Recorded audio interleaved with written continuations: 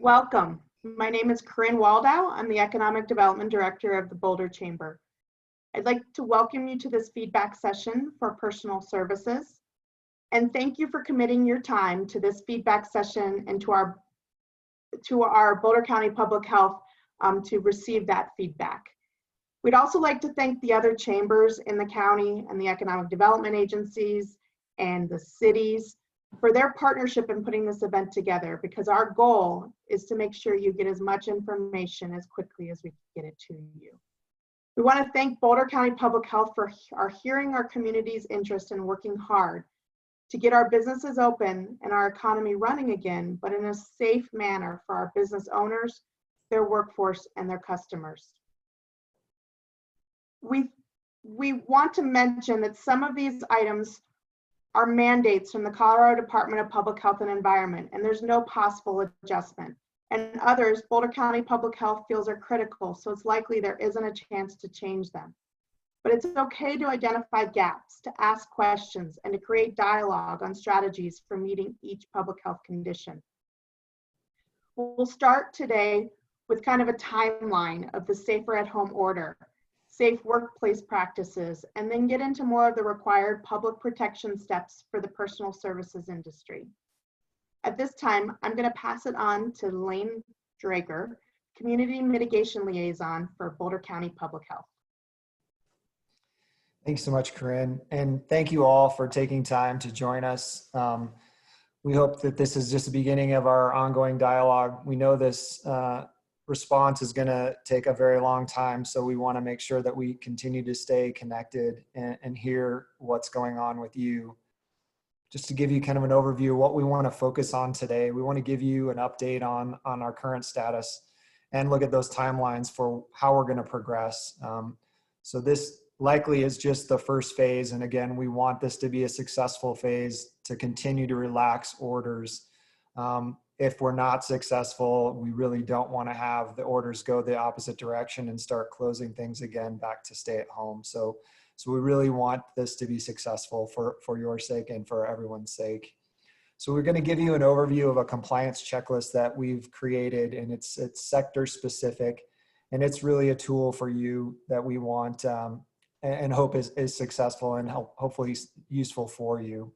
We're going to spend most of our time, though, on the discussion of the very specific challenges and certainly innovative solutions that you may have on how we move into these next phases, and really give you plenty of opportunity to ask questions and give us feedback now. We also have shared our checklists with you. Those are our documents that you can also embed your comments in, and we'll want to have that ongoing dialogue. And we'll again share resources of how to reach out to us as we move forward. Here's a list, not likely an exhaustive list, but just to hopefully ensure you're in the right session of what we're going to be covering today. And these are the types of businesses that are covered under the personal service industry. So we have definitely been hearing feedback and want to continue to hear feedback on what's been going on. That's the goal of this meeting. We have sessions scheduled to do more education next week. We've got our documents out there, but we really want to continue to hear what's working, and what's not working. That being said, we certainly have state orders that we need to comply with. So safety is first and foremost for us, what we want to be focused on. It is also, we know, very important to the business community. It's important for you, it's important for your staff. We also know that it's really important for you to have this seat and future seats at the table to have this dialogue with us on what's going on, not just be told what to do, but really be part of helping shape the decisions that we end up with. We also understand how important it is to have clear information. And so we want that to be what this session does, and all of our sessions moving forward do, provide that clarity to you. The stay-at-home order was very much a blanket policy decision that needed everybody at home, and businesses for the most part shut down, except for sort of critical infrastructure. So we now are moving into a next phase where these policies are changing and they're getting more sector specific, trying to target risks, but also allow for commerce to continue. So we're going to outline that process of what that looks like with this safer at home order and the evolution of where that continues to go. So there's going to be a number of steps, I think, as we move forward, if again, we are successful. We already know that masks are going to be a big concern for you. You're going to see components in the order. When we talk about masks, where it's not specifically called out as a surgical mask or some medical grade mask, we're talking about any kind of face covering. So this is not something that you need to go out, and in fact, we do not want you to go out and compete with our healthcare system to get surgical masks or N95 respirators. So there are different resources that within our community that are trying to make masks and get those out to people, other people selling them, but we will do our best to provide resources to you of where you can try to acquire some of these products.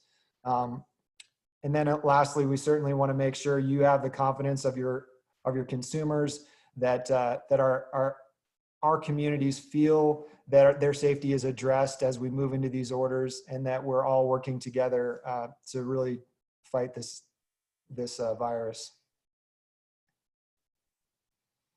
So we've been at stay at home, and I know it's probably felt even longer for many of you businesses, but it has been a long time.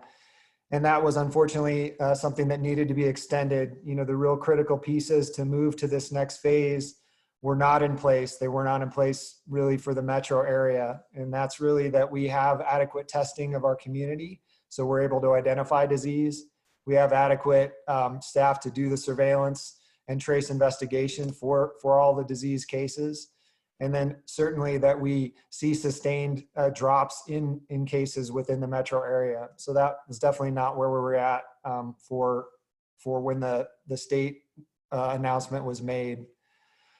With that being said, we are really preparing and planning for this May 9th, when we are moving to safer at home and allowing your businesses to start slowly back into operation. But I think you're going to see it won't be back to your normal operation, and certain practices might not still even be allowed. And again, hopefully this first step is successful, that does relax things and starts moving to more and more of your normal business. So again, we are at stay at home still. So until we get to May 9th, businesses are not operational. So if you've seen, again, state communication saying that effective May 1st, businesses are open, that is not the case for Boulder County and really all the Denver metro counties and cities. They're all still under the stay at home order until May 9th. So that's an important, clear distinction.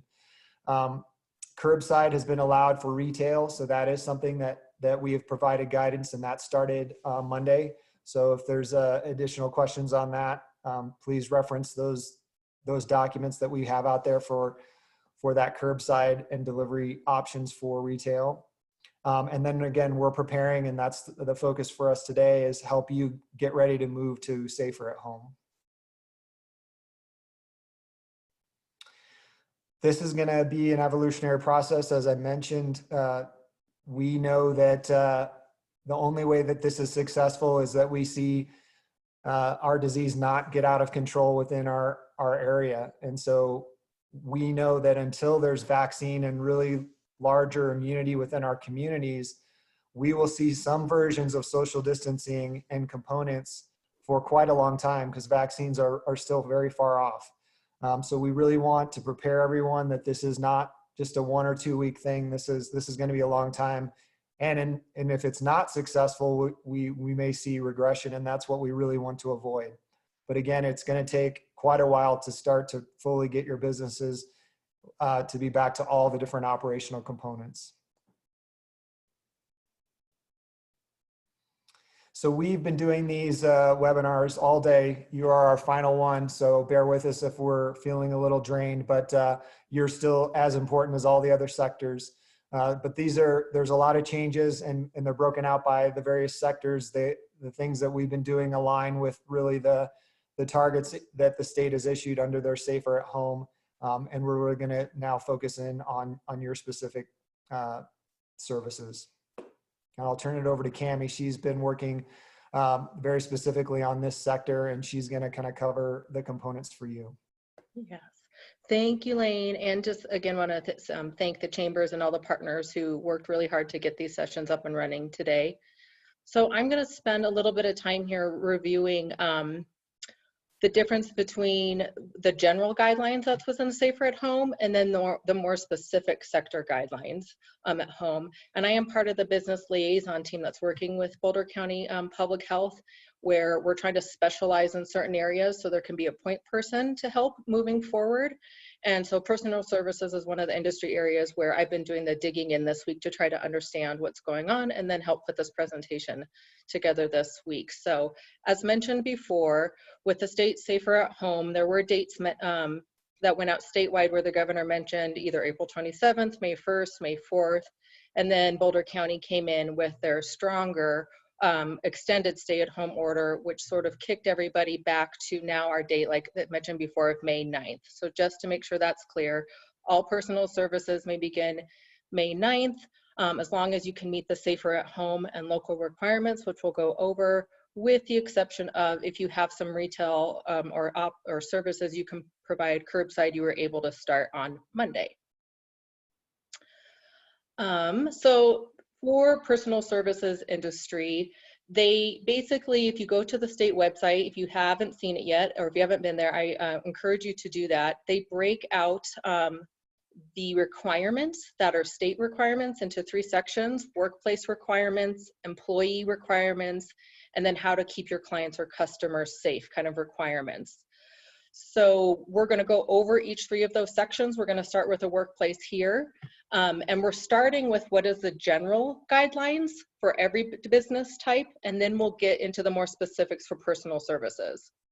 So all businesses that are planning to open May 9th should establish, if possible, a COVID coordinator within their company. It might be just you, so you might be also providing the services and you are the coordinator yourself. But within the checklist and within the guidelines, there are going to be recommendations that say how to do wellness checks with staff, how to check your ventilation, how to clean, how to do all of these pieces, that this wellness coordinator might be the best person to at least review those orders and details. And whether they're the ones technically in charge of all of those pieces, maybe they can help delegate if the owner or manager needs to be focusing on other pieces. But somewhere in your staff capacity, you need to establish a COVID coordinator who's tracking all of the guidelines. Obviously, there's going to be maintain the 6 feet social distancing requirements when possible, and we'll get into that more when we get into your personalized services industry requirements. We know some things are going to require people to get closer together to perform their services than within that 6 feet, so we'll dig into that in a little bit. The checklist and the orders are going to spell out how to sanitize high touch areas, which might mean where clients are sitting, where you're placing gear or equipment, where payment exchange is happening.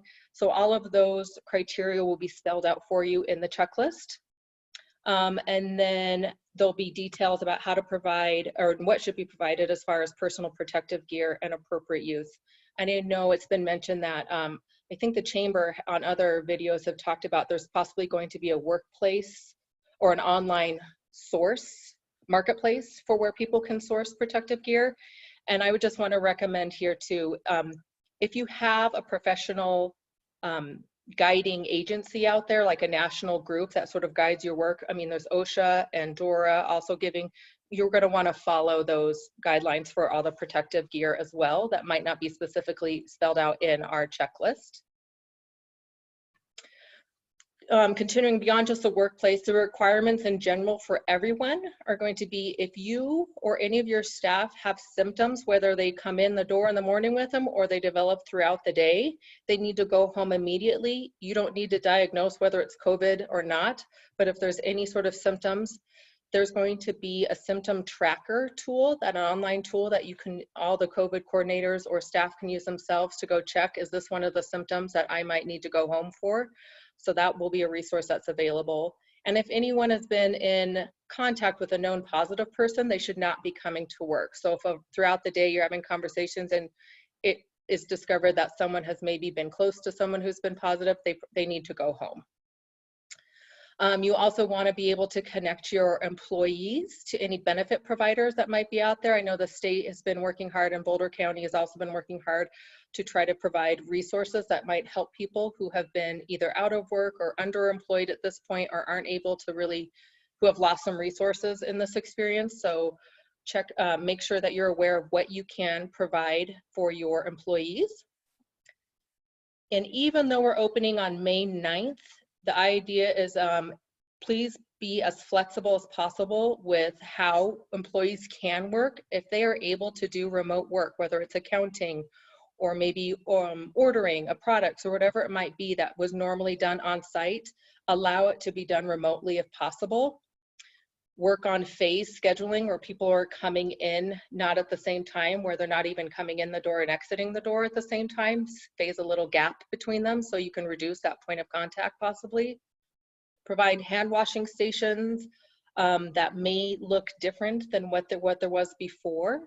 Sorry, my notes are blocked here a little bit. Oh yes, and sanitizer. Sanitizer throughout, whether that's for your customers or for your employees.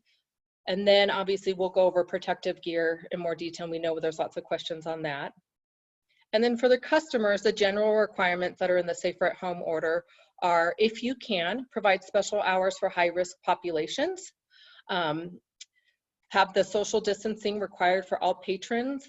And a lot of you may have been in the retail or one of the other sessions today, and I thank you for coming to this one as well. They had some great suggestions and best practices, which we can include on our final checklist as well, about marking where people should stand, if that makes sense, or sort of how to move throughout your space, if that makes sense.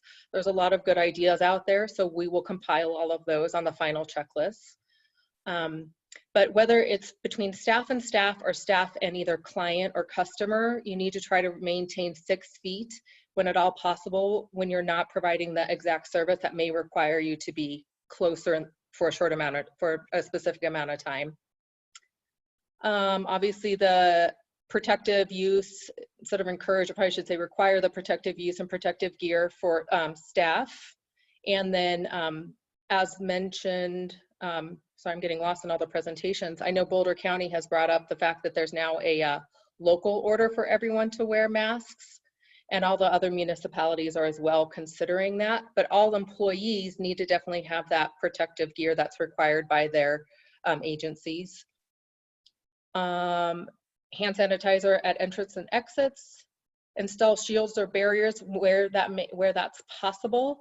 It's not necessarily a requirement for the personal services industry, but I know a lot of businesses are coming up with options to put up plastic barriers that aren't necessarily even plexiglass, but at the point of contact for money exchange or payment. And then obviously, if you can, and it's something you have the capacity to do, try to do contactless payments and no-touch trash that might be in shared public spaces. And the idea behind Boulder County putting together this compliance checklist is that we want to take all of the orders that are mandated from the state of Colorado for general and then your service industry specifically, and have it in one easy to find place and an easy checklist to follow. We're going to have it be a voluntary situation right now. We aren't going to be checking on every single business if they're following. We're going to have a self-certification process where you would then be able to show the public that you have followed the checklist and you are set up as you can be. We want to use it as a compliance aid, so you can provide the checklist to all of your staff or anyone who needs to be in the know of what you're doing and why, so everyone can be on the same page for following what the requirements are, as well as a communication tool, like we said, to the public. I believe next week, I don't know that it's out yet, but there will be a public poster that you can print and download that shows that you have voluntarily complied with this checklist that we're asking for your feedback on today and still developing. We're asking for voluntary compliance, like I mentioned. We're assuming you're complying.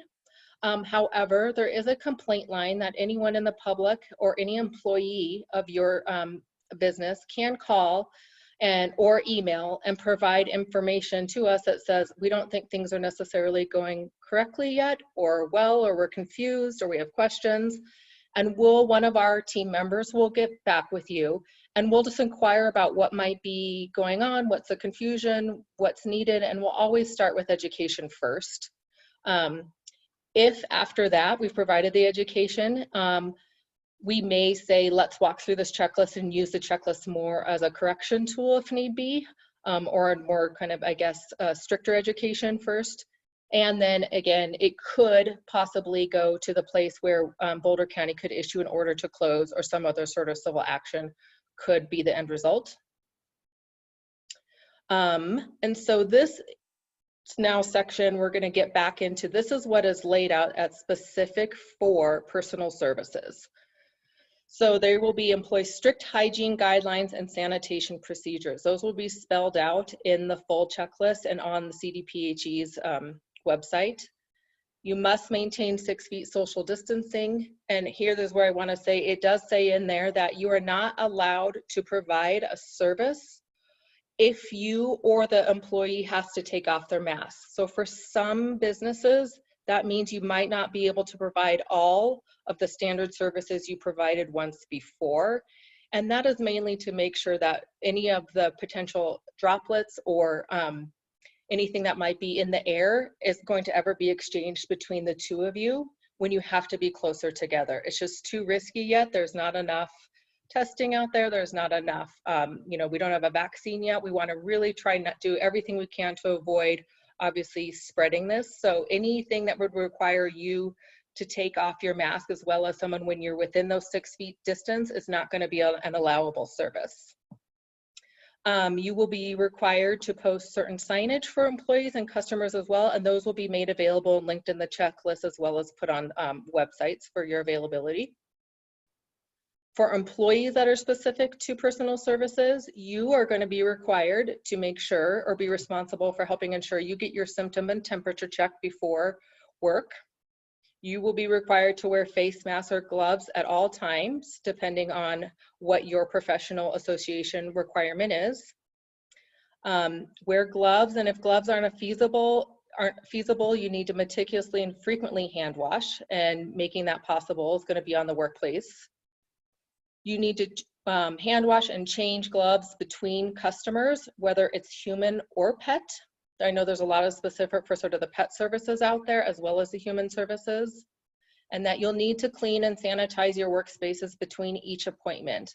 So most likely you're not going to be able to keep up the same schedule you had prior to this, as you're going to have to allow time to clean those workspaces, clean your materials, clean possibly your payment systems before allowing someone to come in for the next appointment. And then things that are specific to your group as far as, customers and clients is try to do appointments only with either a virtual waiting room, which can also mean they come, they text you, they let you know you arrive, and they only come into your place of work when you've texted them that they're allowed, that it's safe and you're ready for them. You shouldn't have clients entering at the same time when a client is exiting. You want to try to space that out just to reduce the number of touch points between people. There's no communal gathering spaces allowed, which definitely means no in-space waiting rooms are to be used at the moment. You cannot have a client be waiting inside if there's another client in there, unless you've said it's time for you to come in. Like we said, clients and customers are going to be required to wear face masks unless something, if you have to get closer to do a temporary procedure, but if the whole procedure requires a mask to be off, you will not be able to do it. Contactless payments, as mentioned before, and then also do symptom checks and temperature checks for customer and clients that have received that really close, high contact services. And this is specific for the pet grooming, pet transport, and pet training services. They had a lot of additional specifics that have already been laid out for them. You must maintain the 6 feet physical distancing requirements, and no more than 10 people can be present for training classes, drop off and pick up of pets, or adoption events. So that was a quick overview of the different, what's going to be in the general section of the checklist, as well as the, I guess, sector specific guidance. And so now we want to get into what feedback do you have about the checklist? I know some of you may not have seen it yet, but it will be provided, so you can look at it afterwards. But we really want to understand what your industry is facing with and the challenges that you're finding with meeting the safer at home orders that you might have seen online, as we want to make sure if there's additions we need to put into our checklist, we can consider those before the final version is done. We're also interested in knowing if there's a weekly industry work group. If we provided it, would you want to come and attend? Like I mentioned, are there modifications, additions? Are there gaps? What is not being covered that you feel is very valuable and should be covered? And like we said, what else might be needed? So the last thing is and then as well as not only the checklist, but what other supports do you need your industry to feel like you can comply with the safer at home orders? And I guess this is a little bit more in the work group. If we were to hold a work group, what topics should be covered? Ideas have been best practices. What do you do when employees are sick? We're working on guidance for that right now. What other safety procedures, different presenters you might like to have come to that work group specific meetings if we were to hold them? Just give us all of that good, juicy feedback so we can consider it all. Here are some resources you can go to for where that you can find details on the current stay-at-home order, bouldercounty.org. I know all the local chambers of commerce are sharing as much as they can, as quickly as can. All of your industry associations have COVID-19 updates, your licensing agencies as well, local municipalities. And then the stay-at-home order is at that bottom resource there, covid19.colorado.gov. And then following this session, we're going to go to Q&A here in a second. We just wanted to make sure that you know next Tuesday on May 5th, we're going to have a follow-up webinar to this session. It'll be from 4 to 5, so the same time as today. And if you attended any other sessions, all of their sessions, I believe, will be at the same time as well. Is that right, Corinne?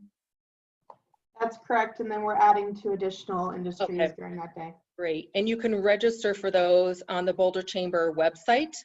And here's a link for it as well.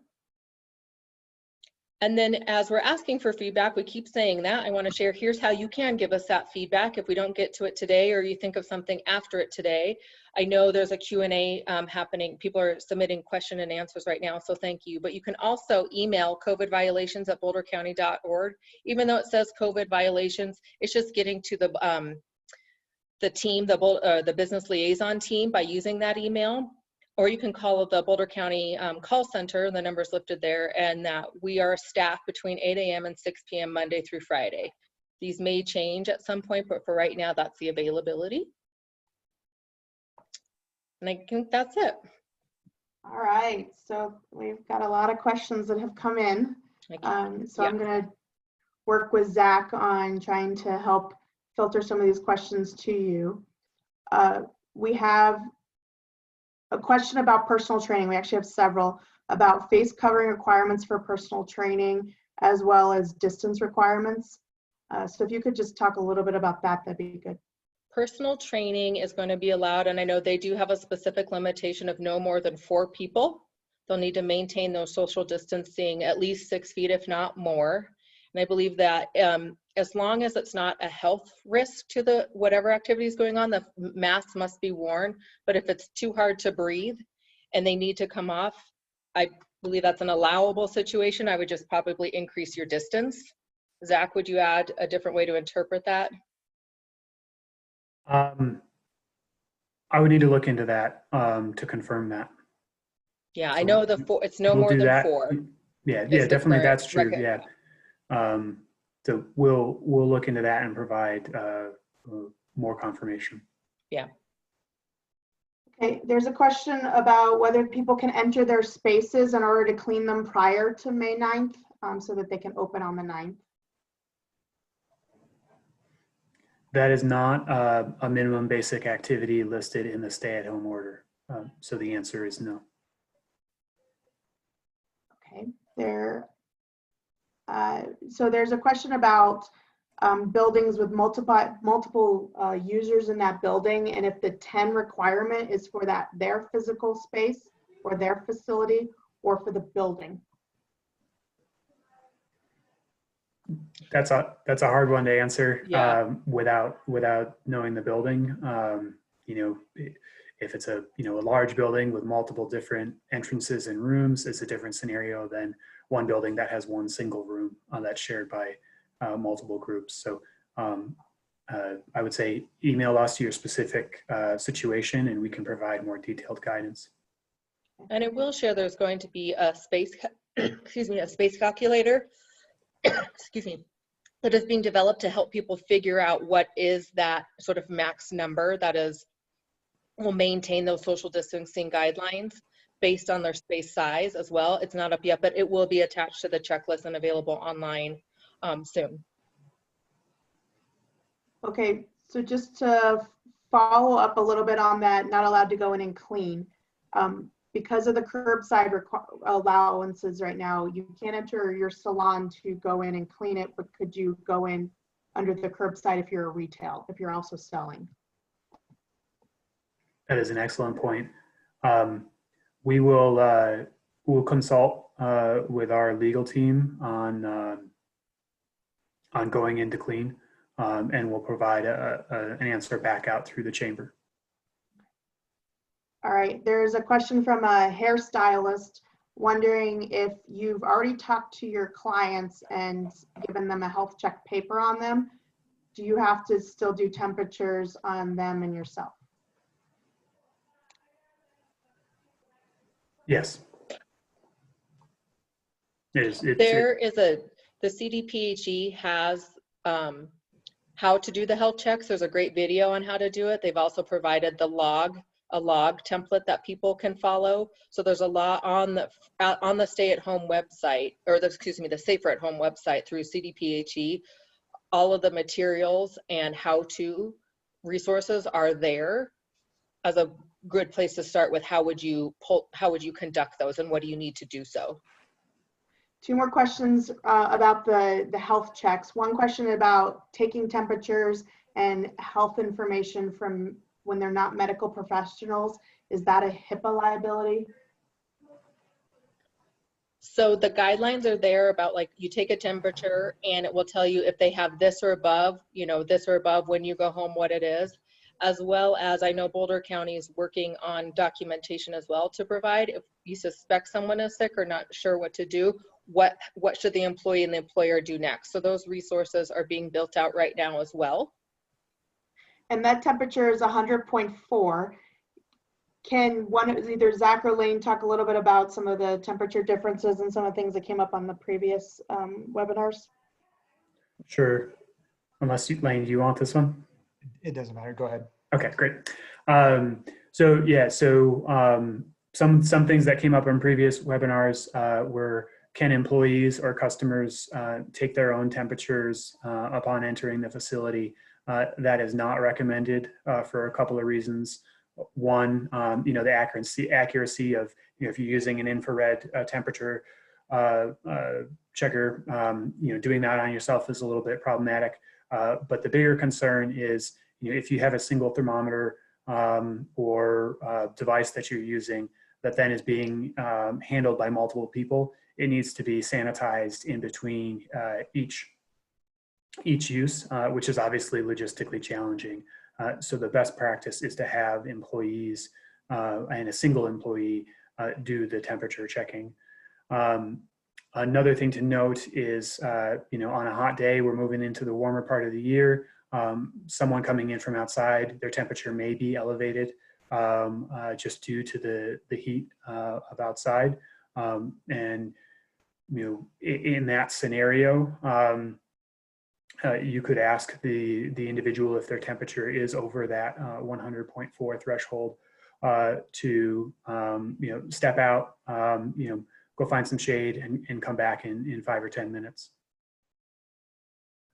And I guess I'll just add that this is probably going to be a challenging piece. We know, like many of the other equipment supply issues, trying to get equipment to do temperature checks is going to be extremely difficult for you to find that equipment. So we recognize that, but it is a limiting factor in opening. So again, we don't necessarily have the silver bullet of where you can go get this stuff within the next week, but it is something that is needed.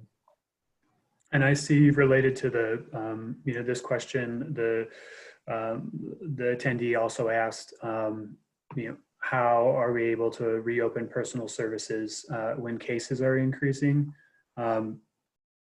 Yes, Boulder County is still seeing increasing cases. If you look at our public data, you'll see that most of those cases are, unfortunately, in long-term care facilities. But outside that, the caseloads have been relatively stable. And I'd say that this is just an incredibly hard decision. We're stuck between protecting public safety by keeping our businesses closed and staying at home, as well as that has just doing that also has negative public safety and health implications with increased incidences of domestic violence. We're seeing some suicides across the state that are being linked to what we're going through now. So as our public health director said, that this is it's a no-win situation. And so, the policy decisions that are being made are, an attempt to balance, a middle ground between all of a bunch of bad options, to be quite honest. And we should keep in mind that this phase that we're in now, as Cammie and Lane have said, we're going to be in this phase for some time, and it's been described as a dance. We will be reactive to what is happening with case counts. If they go up, you're going to see more restrictions come into place, and if they go down, you will see a loosening. And I'll just add that partially, if you're just tracking overall cases and what that is, that's not the only indicator that we need to track. In fact, we're expecting our cases to increase and would have continued to increase without even moving to the next phase. And that's an artifact of us finally starting to get a more robust testing system. So we've already known that there are a lot more sick people in our community than are being identified through testing, because testing has largely been limited to people that are being hospitalized. So the robust testing will certainly identify additional cases. And that does allow us the ability to do more quarantine and isolation, which is, again, an effective way of managing those individuals, rather than knowing there are a lot of sick people in our community that have not been identified. So that's not the only data point that is being used to make our decision. So we have a lot of factors that we're looking at, looking at the healthcare system, hospitalizations, ventilators, a lot of different critical infrastructure that goes into the decision-making on where we're at and how much our system can absorb cases. Okay, so there's a question that, Lane, earlier you said, do not rush out to get medical grade masks, save it for healthcare workers. There's concern that, that people in personal services physically touch customers, like their hair, for upward of an hour. How do we balance that? Right, we're certainly not expressing that masks makes that there's no risk here. This step definitely has a component of risk in it. And I don't want to at all pretend that this industry is not important. It absolutely is.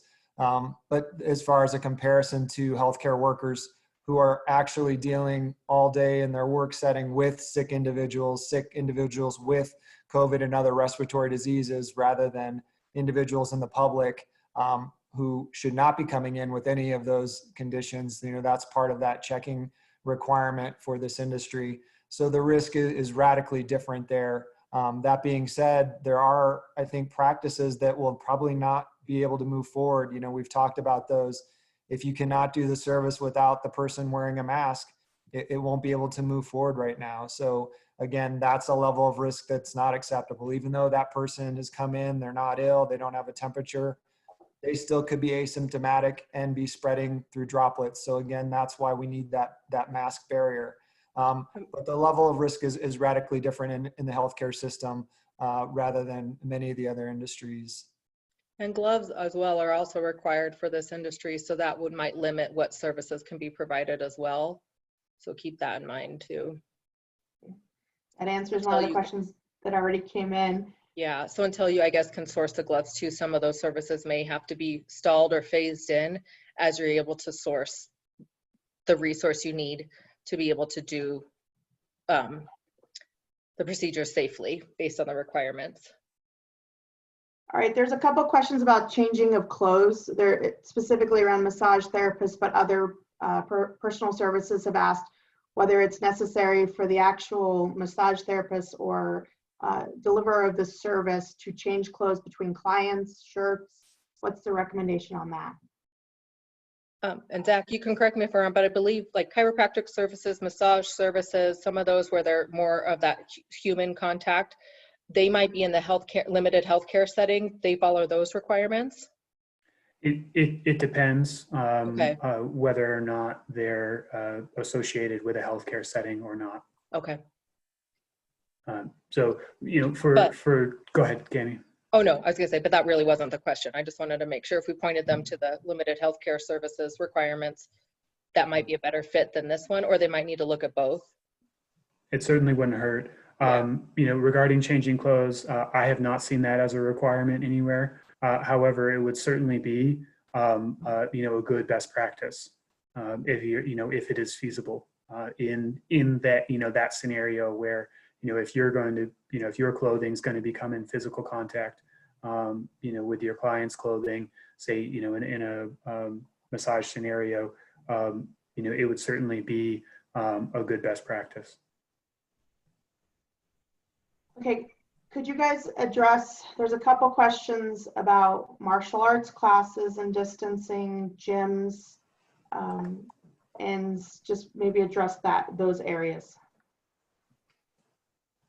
Just like I mentioned before, any sort of, I guess, training or class type, like a personal trainer or like a private class setting, can be no more than 4. Gyms in and of themselves are one of the groups that are not allowed to open because they usually have a large number of people. So you can't open, like a rec center or a gym is not allowed to open yet under the safer at home orders. I'm not sure if that quite answered the question or not, but. There's a question on how does social distancing work for martial arts. You know, I'm not quite sure exactly what that refers to, but you know, it would have to be maintained. You know, so you know, thinking back to my days when I took karate, you know, no sparring, certainly, but you know, as long as you know, all the other provisions are followed in terms of social distancing, you know, whatever activities remain could fit. Sparring, grappling, self-defense, those are 3 of the areas within the martial arts classes. Yeah, those are going to be no. Yeah. Okay. Practice dummies and demonstrations, but not physical contact between patrons and between instructors. Okay. One question, another salon worker asked, how are we supposed to color cut and wash hair with clients wearing masks? Are they allowed to take it off at any moment? No. Okay. It's going to be tricky, and that's where you might have to figure out what services are doable and what aren't. But the employees have to wear gloves, and everyone has to be in masks. And they have to take a temperature of every client as a hairstylist. Right. And then I think the best solution would be that you can encourage the patrons, you can provide them masks that that just loop around the ear, that do not go all the way around the head. But again, I think that is within the state order. So that's not something that can be relaxed. Okay. And then the temperature checks for clients, just want to verify that is a state, not a county requirement. So that's a statewide requirement that the county is bringing down with their order as well. Correct. And then that's really to help provide, if there was to be an outbreak, that will really help with the case contacting or tracing of like, where did it start, where did it spread, and who needs to be notified. So we know it's a big deal ask. It's an extra step. It will be time consuming, and there'll have to be a lot of logistical coordination to keep people from interacting from each other at the wrong times versus the right times. But it's really to make sure, one, everyone's safe, but 2, if there is an outbreak, who needs to be notified. And that will really help when it's all logged, who was where, when, and that's the reasoning behind it. And it's also for your safety as well as the safety of your other clients. Oh, absolutely. Yes, You absolutely. know, I know some people have an attitude of, well, you know, I'm young. This doesn't affect young people, you know, as bad as it does, you know, older people, although young people are still dying. So I'm not worried about it. Well, you know, it's not just about, you know, us individually, personally. It's about then who do you contact next, and you know, who's your next client. So it's to protect you and your customers. And for And there's- salons, I know some of the best practices that have come up with too is the stations may not be 6 feet apart from one another, the hair washing stations or the cutting stations. You may have to use every other one only to be able to maintain that. You have to figure out how are you able to maintain those social distancing for those same safety reasons. There's a question, and this kind of can go to a bigger question, that if a client doesn't want us to give their temperature, do we have to decline service? And also, how do you enforce some of the requirements that are under the order? Meaning, so With just to their clarify clients. the second part, like how does the employer enforce with the employee or with the client? Mhm. Yeah, I think that's probably been a question that's come up in a lot of the other sessions too. I know part of what we're talking about is possibly some of the staff training or scripting. How do we keep ensuring that the same messages are getting out on a regular basis? So a lot of places have said not only have those visual aids up with the posters and the recommendations that are out there, but also marking on the ground where, if possible, if it makes sense, mark where people should stand, whether that's with signage on the ground or in the air somehow. Have audio reminders going on. If you have an PA system or sound system you could work where you could be reminding people of that the whole time. I think there's a lot of good ideas that other sectors are using as well that are kind of becoming best practices that can be used across a lot of different sectors. But I think, yeah, if you believe someone is sick and not following, or you're not sure, you can ask them to leave. You do not have to provide services. And customers cannot opt out Of following those guidelines. Of following the They don't guidelines. have that No. choice. Mhm. So that might be good when you're booking the appointments as well, if that makes sense, as that would be part of the new standard messaging that goes out with when your appointment's booked. No, we're going to text you ahead of time before you come in. We're going to require a temperature check. That might be part of the messaging with your clientele that can kind of make some of that hopefully more automatic and more likely to have the more general public be compliant with what the needs are that you have to put out there. Okay, there is a question about as an employee of maybe a salon or one of the other personal services, if my owner or somebody else is not following the rules, what's the place that I go to report it? And that's right on the screen, right? Yeah, you can call here and we'll help you. I also know on Boulder County's public health website today under the COVID resources, they just added a really helpful handout, and we can make sure that's part of the checklist as well. That says employee concerns and employer responses. I can't remember exactly how it's titled, Zach. Do you know what it's called? Can we pull it up real quick? But it has Yeah. that, what do I do? What do I do as an employer and what do I do as an employee? Some guidelines have been put out by Boulder County Public Health. As well, there is a form on bouldercounty.org. If you go to the main website, right at the top, there's a report a concern form link. And if you report that concern there, it will be followed up by the folks on this call and the rest of our team. Okay. Zach, maybe you might want to cover the swimming. There's a question about swimming instruction. And I know you covered this on a previous call about indoor pools and outdoor pools. Will the instructor have to wear a mask, so forth? Yeah. So yeah, how will swim instruction from in the water be addressed? Will the instructor have to wear a mask? Swimming right now, the pools that are permitted are pools in private HOAs and apartment complexes, as well as hotels, and only to the residents and guests of those hotels. So that's under safer at home. Also under safer at home, outdoor recreation is permitted with social distancing. So if you put that together, outdoor pools with adequate physical and social distancing could be deemed as permissible, and that's the view that we're taking on that right now. Indoor pools at this time, there's nothing permitting indoor pools at this time. So that's sort of just generally on pools. You can't swim with a mask on. Certainly do not try that. So yeah, I would like to get back to, on that question with any more details,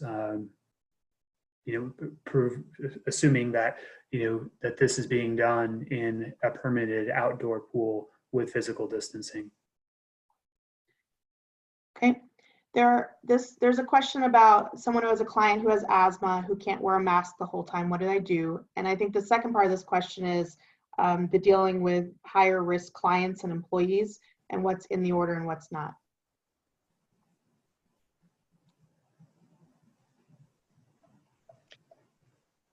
So for higher risk clients, we would encourage you and your clients to have a discussion about whether or not the services are necessary. Yeah. Also, would encourage you to set up hours for higher risk clients. These are often being done right at the start of the day.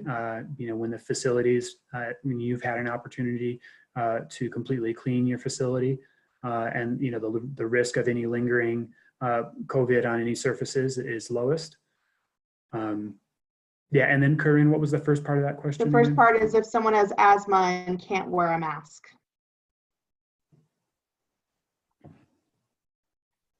I'd like to get back on that one. All right, would you suggest touchless soap dispensers for bathrooms and break rooms? What about face shields with mask? Yes, anything that reduces contact is a good practice. Face shields, I do not know the science on how much extra protection that's going to provide in addition to the mask or face covering, but certainly additional barriers do not hurt. So again, when we're looking at personal protective equipment and things that certainly are protective, face shields, those are types of equipment for aerosolizing processes when we look at healthcare systems. So if your service isn't doing anything within the person's mouth and respiratory system where you're intubating someone, those are the types of healthcare procedures where people need to have those levels of protection. And so again, for businesses to buy them when they are not needed is gonna, again, strain supplies for systems where they are needed. So certainly they are protective because your mucous membranes, your eyes are exposure routes for some of these diseases. But again, when we're looking at aerosolizing processes, so that really probably should not be, I think, any of the industries that are in this group. And then someone gave a recommendation for hairstyling. I've seen a lot of salons do no blow dries. It might be a great idea to put in as for other hair salons. Great feedback. And just like we mentioned, there's no common waiting area for clients. For this group particular, it is spelled out in the order that there's no common break room, no common meeting room. None of that can be utilized right now. So staff meetings, you might want to consider how you staff folks. If they're used to getting a break and they can go in the break room and sit down for a while, that's not going to be allowed unless you can ensure there's only one person in there at a time. So consider that for when you're thinking about how are you going to staff and stagger as well to keep people away from potentially crossing paths and getting too close to one another. Okay, I think this question's come up a couple times. Is massage allowed? Yes. Yeah. As long as they're wearing gloves and a mask. Yep. And the patron is wearing a mask. And I would recommend based on, right, like Zach brought up earlier, based on what kind of massage are happening or what setting it's happening, they might find some greater detail or helpful detail in the limited healthcare setting requirements, as well as possibly this sector too. And I want to follow up on the gloves. In situations where gloves are not feasible or appropriate, meticulous and frequent hand washing is required. These guidelines are for Boulder County, and to specify also the state of Colorado. Is it possible that the city of Boulder might still extend their orders based on your conversations? When you say extend their orders, what are they referring to? Stay at home. So that would not be the city of Boulder, that's, the county of Boulder, just to distinguish. Is that what we're talking about? Well, I think there's question as to, the most restrictive policy governs, and the city of Boulder was the first one to do a stay-at-home order before the county, and if whether or not the city of Boulder is thinking about extending their stay-at-home order within the boundaries of city of Boulder. Yeah, can't speak to that. We're doing our best to coordinate, trying to have the health decisions with the health department and not the entities that are not doing that health work, but we don't necessarily have ultimate control over what the city's decisions are. Also, the city of Boulder rescinded their stay-at-home order when Boulder County put in our stay-at-home order back in March. And their policy up to this point has been to follow the county. And so Yeah, there's always a possibility. With the exception of that masks are required in indoor spaces just in the city of Boulder as of this moment. Yeah. And just to clarify that all the guidelines or requirements that we've been talking about today are the state safer at home orders, with the exception of curbside and a few specific details for pet groomers and real estate. Most of all these guidelines are the state ordered guidelines.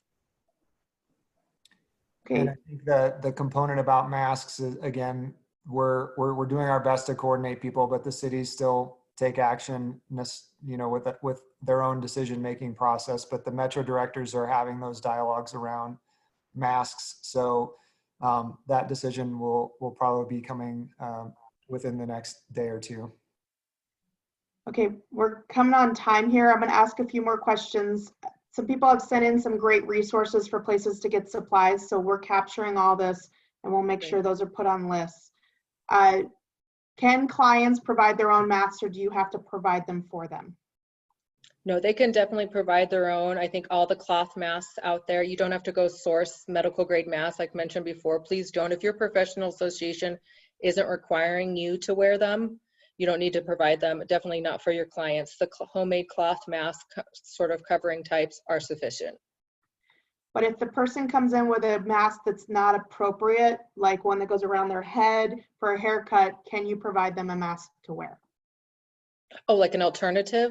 Mm-hmm. Yeah, if you have a source and you can, sure. I would just say maybe try to have that be in your appointment messaging if at all possible. Like Lane suggested, have them have the looped ones or something, some way, or maybe to let you know ahead of time if they don't have it. Otherwise, maybe the service just needs to wait until a better time when those resources can be sourced, if it's not an emergency. We do have a lot of questions on multiple use facilities and landlords and who's responsible for that, or if you have 10 salons all individually owned within a governing. You guys said we might have to look at each situation separately, and that they should send their particular situation to you to figure out how the rule applies to them, correct? Correct. That's correct. It's too hard to answer generally.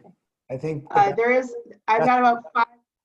Go ahead, Dwayne, sorry. Yeah, just to maybe alleviate a few of those questions, the best general guidance we can say is we're talking about physical spaces. So yeah, that's what we're looking at. So if you're talking about a shared large space and with lots of different individual stations, that is one space. So versus an office building that has individual doors for each of the different offices, those are individual spaces. That's the best general guidance we can give. But again, depending on how the space is used, it really plays into what our answers will be. Yeah.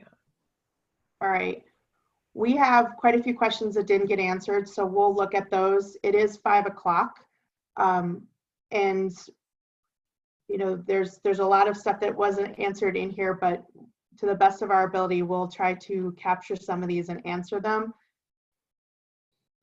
Do any of you have any closing remarks you want to make about this group? I apologize that we couldn't get, we just, the number of questions just keeps multiplying. Mhm. That's great. That's what we wanted. So thank you to attendees. Yeah. Well, really, I think aid, and I'm going to encourage everyone to attend the education session, because then we'll be able to really focus in and come in and highlight those frequently asked questions here.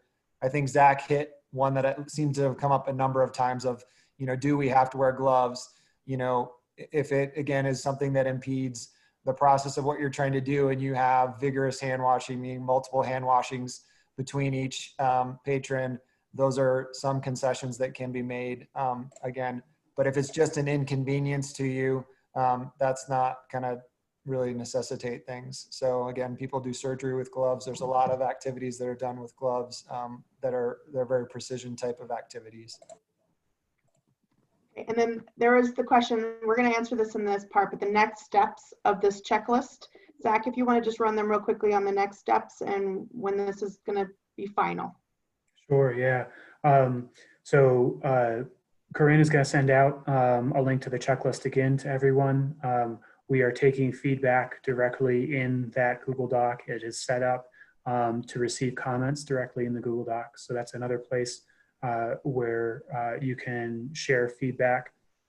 Not the best place to ask questions, but if you have suggestions or clarifications on you know, specifics of that, you know, of the checklist there, but general questions, let's save those for the next session, or send them to our COVID violations email. Then we will work on finalizing the compliance aid checklist, and we'll get that out hopefully Friday, if not Monday. Great.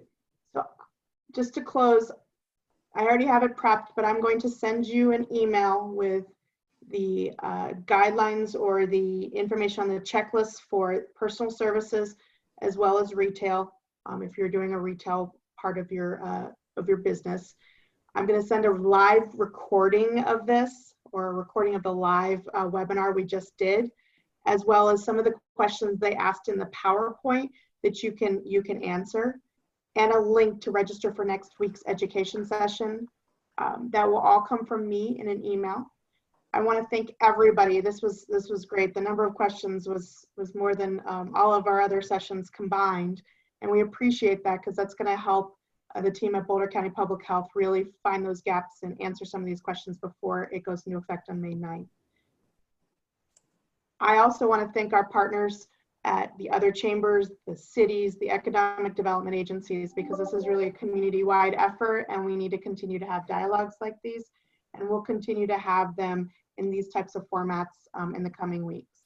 And thank you to Boulder County Public Health. You guys spent probably 7 hours on calls today, and we're at the last one, but I really appreciate the partnership you've made with the business community and the business community organizations like chambers to really get ahead of some of these questions before the orders come out. I hope everybody has a wonderful evening, and we appreciate you joining us today. Thank you. Thank you all. Thank you, everybody.